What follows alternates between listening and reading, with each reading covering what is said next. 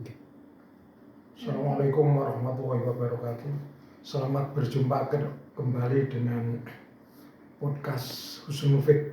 Kali ini saya berada di kantor Jala Puspa, Rumah Sakit Angkatan Laut Dr. Ramelan Surabaya. Ini saya akan wawancara dengan beliaunya, penulis buku Song-Song Masa Depan Cerah.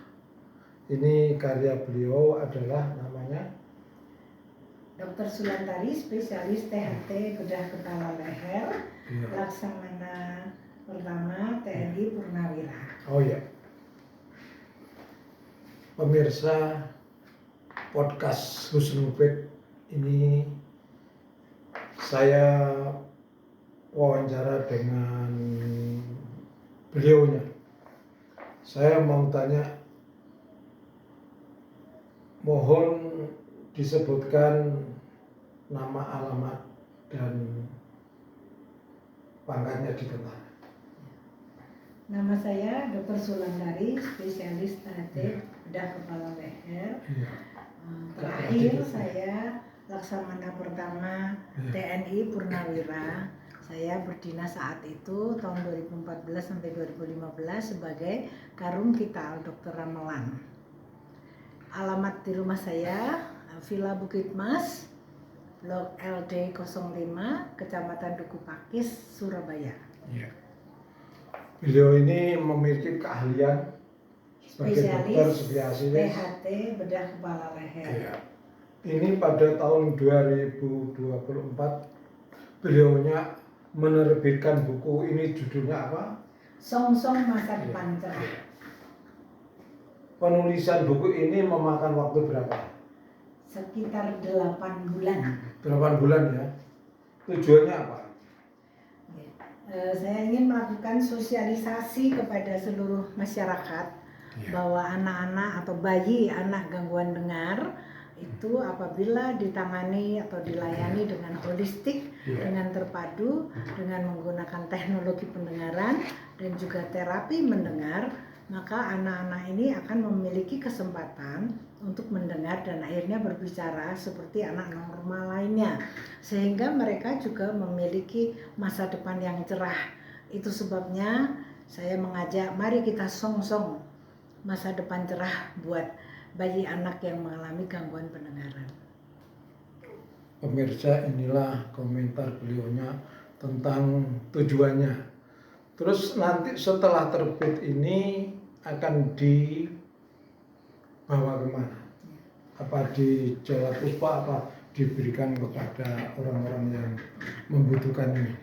Setelah buku ini terbit, yang pertama saya ingin mengucapkan terima kasih kepada pimpinan Rumah Sakit TNI Rumah Sakit Pusat Angkatan Laut Dr. Ramelan beserta staf. Ucapan terima kasih yang luar biasa karena saya mendapatkan kesempatan, diberi fasilitas untuk bisa melaksanakan tugas telinga khususnya bayi anak untuk melayani di Rumkital Dr. Ramelan ini. Dan kemudian buku ini juga akan kami bagikan kepada seluruh orang tua yang membutuhkan atau bahkan dari paguyuban Puspasuara yang ikut mengisi dalam buku ini, serta teman-teman saya dari Rotary Club Surabaya, serta juga teman-teman spesialis THT bedah kepala leher.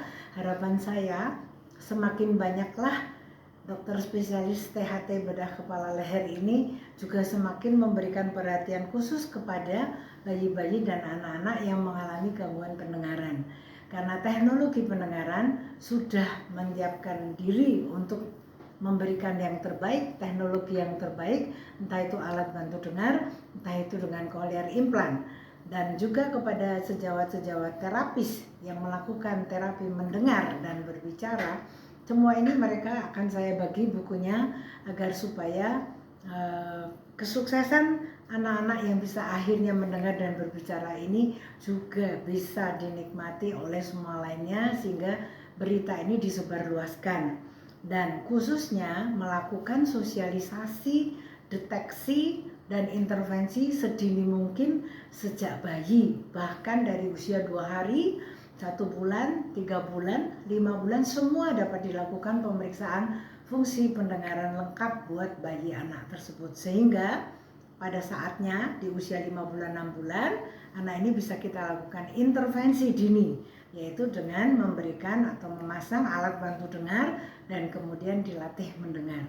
Maka pada akhirnya dia akan bisa mendengar dan berbicara seperti anak-anak normal lain dan juga sekolah umum. Jadi sekolahnya kembali, kemudian anak-anak ini bisa seperti anak normal lainnya, akhirnya mandiri, punya cita-cita luar biasa dan bisa memberikan kontribusi kepada negara dan bangsa. Generasi penerus kita ini harus kita perhatikan, mengingat mereka ini jumlahnya ada. Jadi meskipun adanya tidak sebanyak-banyak sekali, tetapi mereka ini kalau ada dapat kita layani dengan baik dan akhirnya bisa seperti anak lainnya. Demikian Pak. Ya, pemirsa, inilah komentar beliau tentang Pendengaran, gangguan pendengaran. Kemudian saya bertanya, sudah berapa lama praktek di sini dan sudah berapa anak-anak tunarungu yang tersembuhkan? Ya. Nah, kalau berapa lamanya memang RSPAL Dr. Ramelan yang dahulu nama RSAL Dr. Ramelan ini memiliki fasilitas yang terlengkap dan bahkan pada masanya tahun 2004 kita memiliki alat pemeriksaan yang paling lengkap sejak dari 18 September 2004. Maka fasilitas Taman Observasi Anak Jala Puspa RSPAL Dr. Ramelan ini resmi dimanfaatkan oleh masyarakat dan juga khususnya untuk anak-anak putra-putri anggota TNI AL maupun TNI yang lain dan Polri. Dan saat itu yang meresmikan adalah Presiden Ibu Megawati Soekarno Putri. Nah, kalau tentang jumlah anak yang sudah diperiksa itu sudah ribuan Pak. Oh, iya. Barangkali sampai dengan hari ini mungkin sudah bisa mencapai 3.000 anak yang kita diperiksa ya Pak ya. Tapi yang mengalami gangguan pendengaran tidak sebanyak itu. Yang mengalami gangguan pendengaran ini barangkali hanya sekitar 20% dari sejumlah anak yang banyak tadi.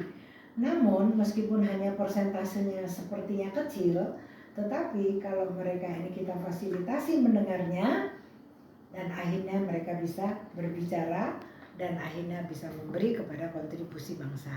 Jadi memang saya tidak juga berharap banyak anak yang gangguan pendengaran, tetapi kalau ada yang mengalami gangguan pendengaran, marilah kita layani dengan terpadu, holistik, sepenuh hati dan komprehensif serta kerjasama yang baik dengan orang tua dan lingkungan.